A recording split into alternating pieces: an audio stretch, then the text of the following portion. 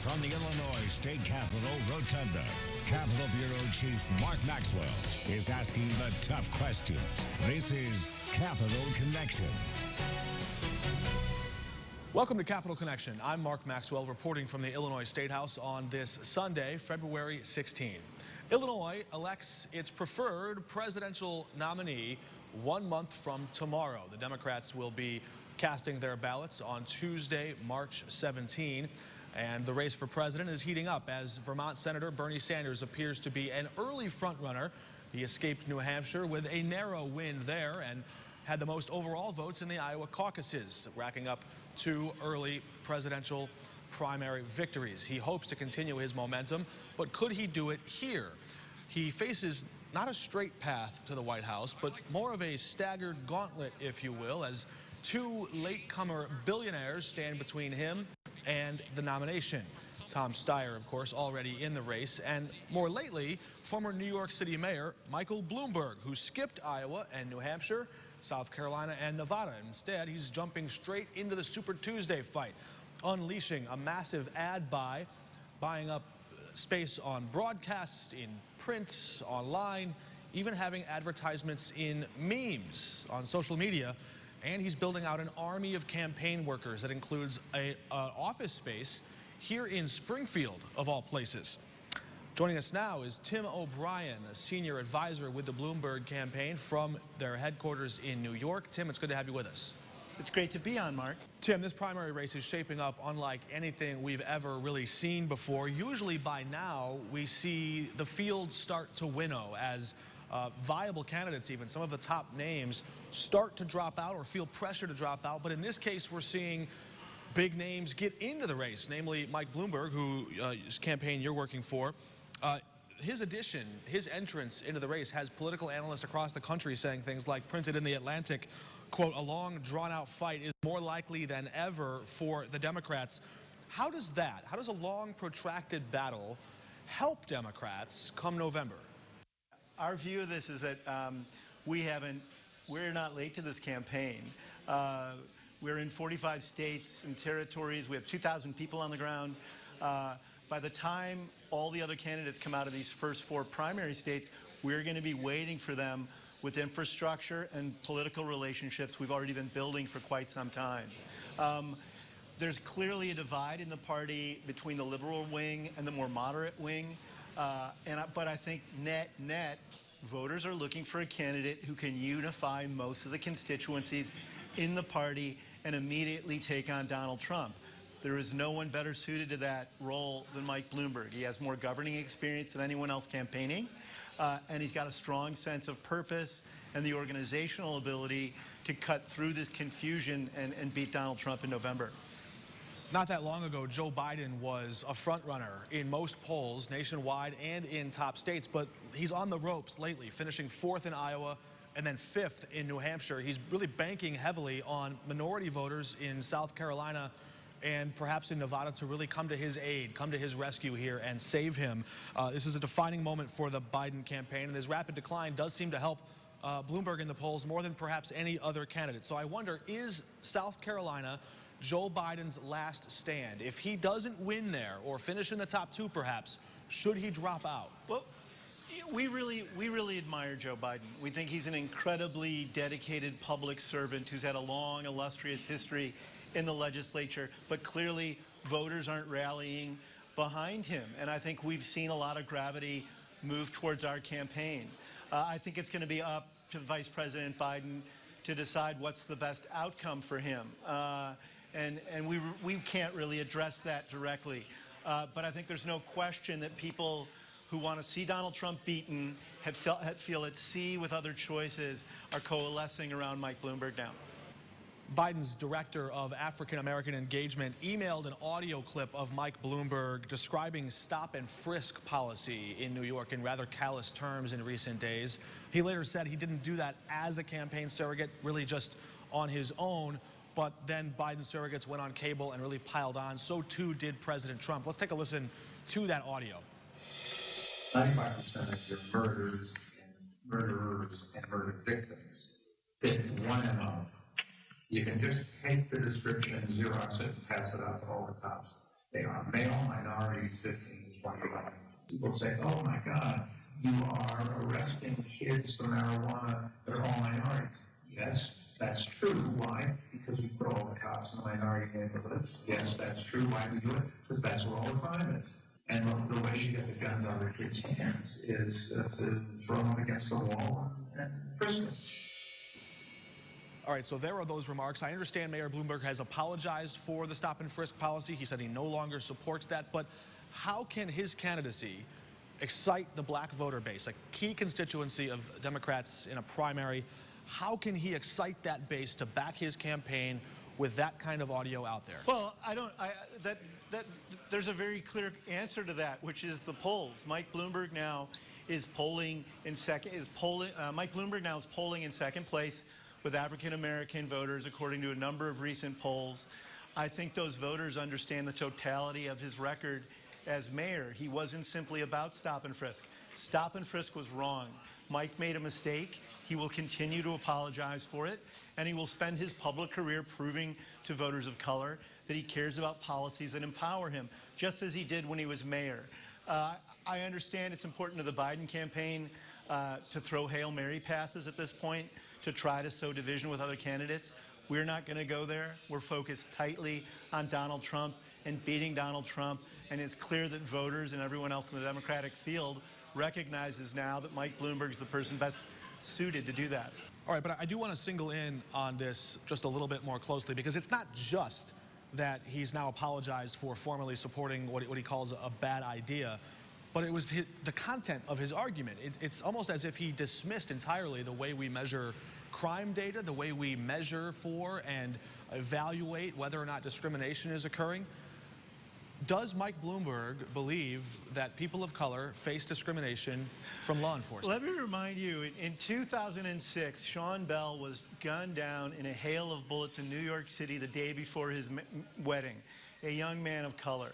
When that happened, Mike Bloomberg, in no uncertain terms, criticized the New York City Police Department for excessive violence. He called in Sean Bell's family into City Hall, along with other community stakeholders and black ministers, as a sign of support. Mike Bloomberg has always believed discrimination is egregious. That's why he diversified the New York City Police Department when he was mayor. That's why the incarceration rate when he was mayor dropped by more than 34%. That's why he instituted the Young Men's Initiative, a model program for outreach to young people of color that Barack Obama modeled My Brother's Keeper on. Mike had the most progressive immigration policy of any big city mayor, and on and on. Stop and frisk was a mistake. It does not represent Mike Bloomberg as a person or a politician. On to your second point about Donald Trump choosing to try to tee this up. There is no president of the modern era who is a more overt racist and bigot than Donald Trump. No one compares to him on that field. Mike Bloomberg is a far more enlightened, compassionate public leader than Donald Trump has been or will ever be. And if Donald Trump wants to contest this as an issue, we are more than ready to take this right into his living room, because he's reprehensible.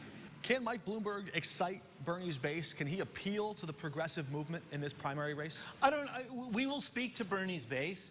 I don't know if Mike Bloomberg will excite Bernie's base. We already know that Mike Bloomberg is exciting everyone else, because that's why he's surging in the polls. He's got a clear, demonstrable history of solving people's problems, and voters know that. Voters of every class, creed, and color, and that's showing up in the data. All right, just about a month to go until Illinois picks its candidate to represent the Democrats in that big fight in November. Tim O'Brien, the senior advisor to Mike Bloomberg, thanks for joining us. When we come back, a look around the state at the top political headlines in Illinois.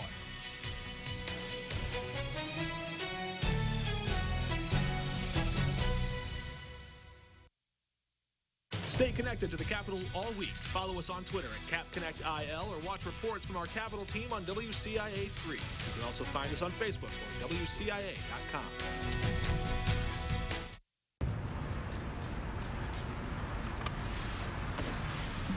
Justice is fair and equitable treatment of all people. Bringing a sense of rightness to a wrong. When the good guys win. Doing the right thing. Treating everyone fairly. The freedom to do something you want. Having our rights protected. Things are the way that they should be. It makes the rest of your life go just that much better. If you're ever hurt, we'd like to help you get justice. At Konoski Bresney, we get your worth. Fires during the winter are very common as people try to heat their homes. If you have a fireplace, before you start your first fire, make sure that your chimney and your fireplace are ready to go. Hiring a chimney sweep to do regular maintenance is recommended. Also, if you use a space heater, never leave it running unattended or while you're asleep. This WCIA3 winter weather tip is sponsored by Edelman Electric Heating, Cooling, and Plumbing. When you try the new Tempur-Pedic Breeze, you'll feel how it helps you sleep cooler. So no more nocturnal baking or polar ice cap air conditioner mode. Because the Tempur-Pedic Breeze transfers heat away from your body. So you sleep cool all night long. Experience the superior cooling comfort of the Tempur-Pedic Breeze today. For a limited time, shop Tempur-Pedic at Denver Mattress and save up to $500 on select adjustable mattress sets. Denver Mattress, the easiest way to get the right mattress. Jim and Joanne are here to pick up the same prescription. They both know the system is not on their side. They both know drug costs are out of control. But one of them is taking back control with GoodRx. Next. So while he's paying that much, even with his insurance, she's paying this much just by using GoodRx. Use GoodRx to compare prices at pharmacies in your area and stop paying too much for your prescriptions. Download the free app today and take back control. Save thousands this February at Bill Abbott in Monticello. Get 30% off MSRP on the 2019 Jeep Renegade. Auto Show cash available for select vehicles. Get the 2020 Chrysler Pacifica for just $34,000 or get 0% for $60,000. Take more than $8,500 off the 2019 35th anniversary Dodge Grand Caravan. Get the 2020 Jeep Cherokee for just $22,500 and take $10,000 off the Ram 1500 DT. Make it a habit to buy from Bill Abbott. You're watching Capital Connection from the Illinois State Capitol. The NCAA March Madness Tournament is just a few weeks away now. The launch set for the middle of next month, and the highly anticipated rollout of legal sports betting could be just around the corner in Illinois. But one new headache at the gaming board, a lawsuit. Just this week, video poker kingpin Rick Heidner slapped the gaming board with a $4 million lawsuit alleging the gaming board has conspired to orchestrate a smear campaign against him. We also learned that Heidner was the man who was behind that leak, who was the subject, rather, of that data breach and leak where a gaming board staffer took his very highly confidential, sensitive personal information, including his bank records, his social security number, information about his family, and volunteered that information, gave that information to the federal government. This coming just weeks after Heidner's name appeared in an FBI search warrant when federal agents knocked on the doors here at the State House to raid the offices of State Senator Martin Sandoval. When federal agents raided former State Senator Martin Sandoval's offices last fall, they brought a search warrant for any records relating to Rick Heidner and his video poker company, Gold Rush Gaming. Weeks later, Heidner's name showed up in the Chicago Tribune for a different reason. He was angling for a horse racing track and casino, but when the paper reported his close business ties to a banker with links to organized crime, Governor Pritzker blocked the sale of a land deal to Heidner for the Racino in Tinley Park. The video poker mogul quickly grew suspicious. Perhaps someone at the gaming board was orchestrating a smear campaign against him. So he filed requests under the Freedom of Information Act, demanding the gaming board hand over any and all communications about him. Then, lawyers for the gaming board discovered they had a leak. The gaming board now admits one of its own employees, quote, acted alone and improperly when that person delivered Heidner's bank records, social security number, financial information, and documents pertaining to his family and businesses over to the federal government. Now Heidner is suing, seeking $4 million in damages. The lawsuit, an extra administrative hurdle for lawyers who are also trying to roll out the state's legal sports betting era. All right, we're joined by our Reporters Roundtable when we come back. They give us their insight and analysis on these and other top stories in Illinois from the State House this week. That's next.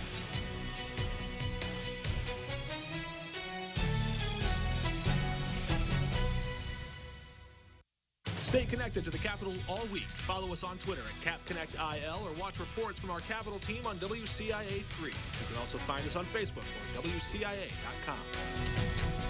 The power is within you. The power to shape the future. The power to solve problems, to create better tomorrows. The power to make your mark. The power to change our world. Backed by over 150 years of innovation and ingenuity, the U of I puts you in the same hallways as 23 Pulitzer Prize winners, 23 Nobel laureates, the inventors of YouTube, PayPal, and a long list of game-changing innovators. It's time to harness your power. The power of I. Mark your calendar for the Lands Inc. WCIA3 Home and Garden Expo, Saturday and Sunday, February 22nd and 23rd at Lincoln Square in Urbana. For clever home projects and fresh garden ideas, you can talk to experts and get ideas. Stop by the WCIA3 booth and meet our on-air personalities. Play the Prize Passport Sweepstakes. Collect all 6 stamps on the Prize Passport and you could win. The Lands Inc. WCIA3 Home and Garden Expo, February 22nd and 23rd at Lincoln Square in Urbana. The Sisters mission is alive and well at St. John's. We carry on that spirit and that loving care, not only for the patient, but for the family. It's about the heart and the caring. We really are in tune to what the patient needs. Not what we do, but how we do it. And it's the small things that makes the difference. We can't cure everyone, but we can care for everyone.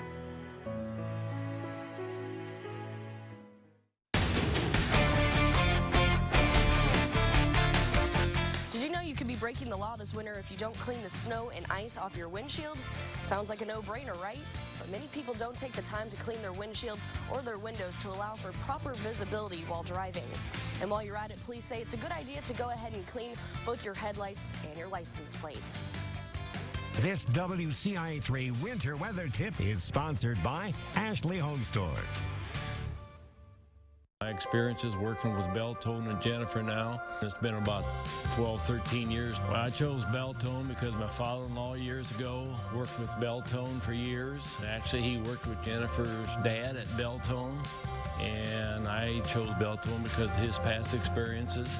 I would recommend Beltone hearing aids to any of my family or friends. Beltone, helping the world hear better.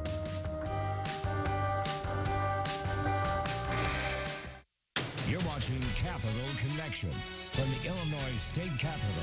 Welcome back. We're joined now by our Reporters Roundtable. Joining us this week is Rebecca Anzel from Capital News Illinois, and from the same outfit, Jerry Nowicki, the Capitol Bureau Chief there. It's the Capital News Illinois panel. Good to have you both with us this week. Thank you. For having us. Anytime the state spends $500 million on any one thing, it's certainly of interest to taxpayers at home, but also to higher ed, especially, so there's this new Discovery Partners Institute, first introduced and promoted by former Governor Rauner, and now that check has been delivered by Governor Pritzker, essentially, to the University of Illinois, to several other university locations around the state.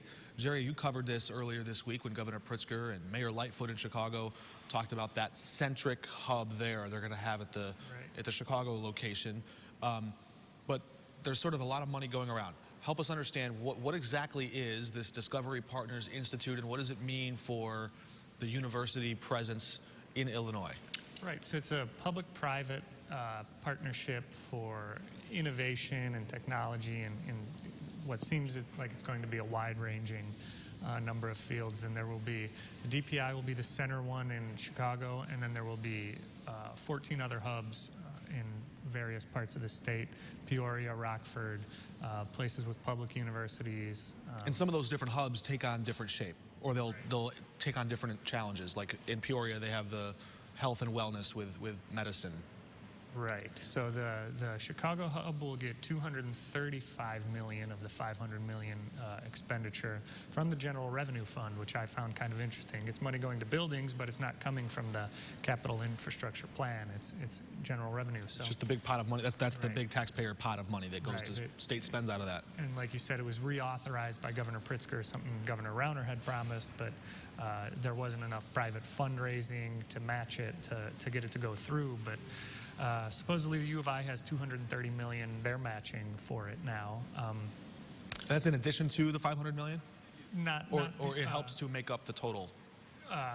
It'll be addition to, just for the DPI, in addition to the $235 million. So the U of I has raised that money philanthropically, including a $10 million check from the board chairman and his wife. Right. So then the other hubs will split the other $265 million.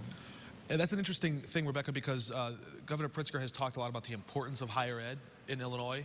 He sees that as one of the biggest ways to fight against this out-migration trend by boosting funding to higher ed, by helping attract and retain, train and retain some bright minds to Illinois. On the political sense, how big of a victory might that be if one governor could say, look, we finally turned around this decades-old trend of people leaving Illinois, and maybe if the state could start to grow. I don't know if that will happen, but that seems to be at least one reason why he's stressing this. Yeah, that would be a huge win for him. It's something that Republicans in the state have been decrying for months, years, that our population is going down, especially with the census coming up. We're going to lose seats in Congress. This would be a huge win for him, especially if he could create jobs, too, and opportunities for families to move here. And it's almost certain we will lose one congressional seat. You said seats. There's some speculation, maybe two. I don't know that it will go that far. We'll find out soon enough. But there is that conversation about how does Illinois go about retaining people, keeping people, and inviting people to come live here. Jerry, the governor has pointed to higher ed as the main answer. Republicans say, wait, it's property taxes. It's the tax system. We've got to change that first. There seems to be a disagreement over how to make Illinois a more inviting state. Right. Mayor Lightfoot at that press conference said, you know, I think it was only 38% of students in technological engineering and stuff like that, computer engineering, stay in the state after graduation from the U of I or Urbana-Champaign. So, you know, if you tick that number upwards, it's a big thing. A lot of that out-migration is students either going into college or leaving college from the state. Pretty interesting. That's a big spend there, a massive cash infusion of $500 million. That's gonna, and that money is now being released, right? That was the announcement as of Wednesday. Said yesterday. So that's an interesting development there. Also in Illinois this week, there was a shakeup or a vacancy on the bench at the state Supreme Court. Rebecca, you've covered this somewhat. Justice Robert Thomas. You know, when you have two first names, sometimes you just switch them around. I wonder if he's ever had that before. Robert Thomas, forgive me, a former place kicker for the Chicago Bears. Quite an interesting and varied career there, going from the gridiron to the bench. What's his legacy over these many years at the Supreme Court? How is he going to be remembered, and what does his vacancy mean for the court there? So perhaps for us reporters, one of the biggest things he did was have cameras in the courthouse. We can now watch back videos or arguments, listen to audio of it. He also wrote the opinion that said that Governor George Ryan could not receive his pensions because he was convicted on a couple felonies. He wrote an opinion that said former Chicago Mayor Rahm Emanuel could, in fact, run. He was eligible. And that was a residency question. Yeah. Because Rahm Emanuel was a congressman and then the chief of staff working in the White House, and he was basically always and forever in D.C., but then sort of parachuted back to run for mayor of Chicago. And that's interesting that that decision has legs, because there are other state senators and state representatives even now who basically have a post office box or a zip code that says I live here, but they actually have multiple residencies, and they can represent areas where they don't physically always live. So that's an interesting decision, because it sort of challenges the idea that you represent and live in the area where you represent. Yes. And then to your question about his vacancy, so he is a Republican. I'm not saying that he did this on purpose, but the timing of his retirement announcement has come after the special filing period for people who would be interested in running for that seat to do so. His seat is up in 2020. His replacement is Appellate Court Justice Michael Burke, which will be confusing. It'll be Justice Burke and Chief Justice Burke. They're not related. Justices Burke. Yeah. Burke and Burke. Yeah. Burke is also a Republican, and but so the process of how that appointment takes place is sort of set in stone. But how is that decided? It is set in stone, but sort of not clear. The Constitution says that if there is a vacancy on the court, the Supreme Court has jurisdiction to fill it, unless there's a law that says they have to do it a certain way, and there's no law that says they have to do it a certain way. And so Right. all a spokesperson for the court had said is that the court took a vote. All right. Well, Jerry and Rebecca, interesting insights. Thank you for joining us. We will continue to watch and read your important work and reporting. We're back in just a moment.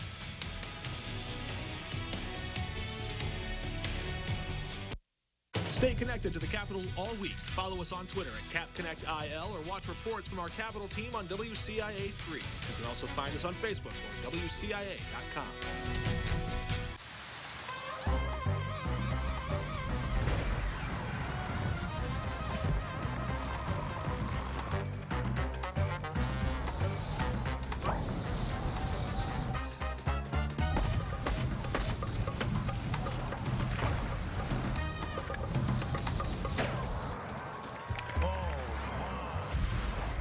Like the cat and get the year-round lasting protection that Owens Corning Roofing delivers. Ashley Home Store's President's Day mattress sale is going on now. Get any size mattress on select Ashley sleep mattresses, starting at just $119. Shop and save today, only at America's #1 furniture and mattress store. Ashley Home Store. This is home. I'm Mary Miller. My husband and I run a grain and cattle farm, but the crop I'm most proud of are our 7 children who grew up to be strong, Trump-loving Christian conservatives. Today, Democrats are turning freedom of religion into freedom from religion, degrading our Christian values and our way of life. That's why I'm running for Congress. I'll put an end to godless socialism, defend the unborn, and support President Trump's America First agenda. I'm Mary Miller, and I approve this message. My son needs this drug. I hope it doesn't cost too much. I hope my insurance pays for it. Can you tell me how much this will be? $67. Sorry. Wait, have you heard about GoodRx? GoodRx finds free coupons to help you save up to 80% on your prescriptions. How? I had no idea.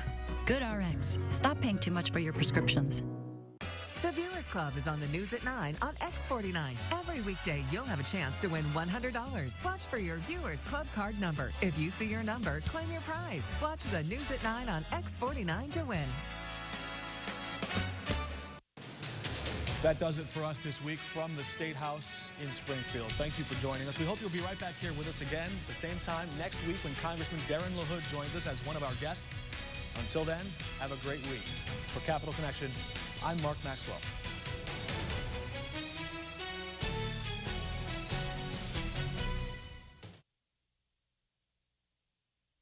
Stay connected to the Capitol all week. Follow us on Twitter at CapConnectIL or watch reports from our Capitol team on WCIA3. You can also find us on Facebook or WCIA.com.